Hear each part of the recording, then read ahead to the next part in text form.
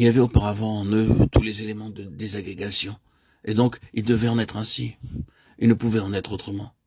Et cela nécessite qu'on y réfléchisse. Parce qu'en ces 11 hommes, on a l'Église en représentation. Ils sont une image de l'Église dans ses divisions, toutes brisées en morceaux, sans aucune confiance mutuelle, doutant l'un de l'autre, se suspectant l'un l'autre, ne tenant pas l'autre pour sincère, une Église brisée, divisée, dispersée. Voilà comment ils étaient simplement à cause des conditions qui prévalaient en eux-mêmes avant la croix. Le terrain était là pour cela. Mais réfléchissez un instant. Ils avaient été associés à lui pendant 3 ans et demi. Ils avaient été en sa compagnie durant ce temps. Ils se trouvèrent sous son influence et son attrait. Ils entendirent tout son enseignement. Ils virent ses œuvres. Ils furent ses disciples et cependant, et malgré tout, il y avait latent tout cela qui rendait possible ces divisions, ces suspicions, ces questions. Si notre relation avec le Seigneur Jésus est simplement quelque chose d'objectif et d'extérieur, c'est une question de connaître son enseignement. Alors, de telles conditions peuvent prévaloir et prévaudront. En disant ceci, je dis plus que ce que mes paroles transmettent peut-être.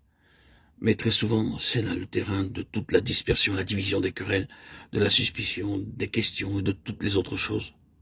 La croix n'a pas fait l'œuvre de brisement de l'homme naturel, même dans sa relation avec Christ, dans sa compréhension des choses de Christ, en vue de briser toute sa vie naturelle et pour ainsi dire le partager et l'ouvrir tout grand en vue de quelque chose venant des cieux.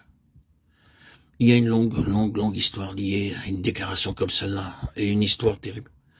Et c'est donc la raison pour laquelle je dis que leur déception, leur dispersion n'eurent pas pour seule raison le fait que Christ était crucifié. Ce fut ainsi parce que les semences de cette dispersion étaient en eux. Le terrain était déjà là. Mais maintenant, que s'est-il produit? Ils ont été brisés en morceaux, et maintenant une nouvelle base est introduite, celle d'une autre vie et d'un autre genre de connaissance du Seigneur. C'est là la grande chose en ce qui concerne les 40 jours. Ils n'avaient jamais connu de cette façon auparavant. En vérité, ils trouvent parfois difficile de croire que ce pourrait être lui. Quand ils le virent, quelques-uns eurent des doutes. Matthieu 28, 17. Est-ce lui? Quand pour la première fois, il les rencontra, alors qu'elles revenaient du tombeau, il dut leur dire, ne craignez pas. Non, ils n'étaient pas encore sûrs. C'est un autre genre de connaissance, la personne sait le connaître sur notre base. Paul dit, et si nous avons connu Christ selon la chair, maintenant, nous ne le connaissons plus de cette manière. 2 Corinthiens 5, 16.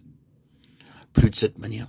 C'est un différent genre de connaissance de sa personne, en tant que base essentielle d'une véritable unité.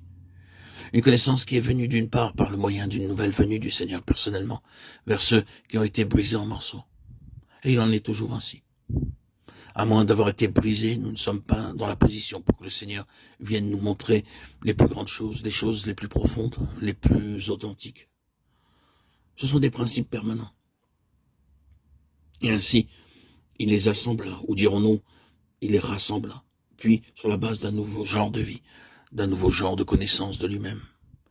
Il établit parmi eux une unité entièrement nouvelle.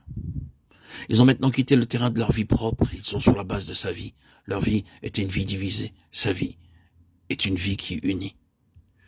C'est parfaitement bien que nous disions que nous sommes tous un en Christ, parce que nous partageons tous une même vie.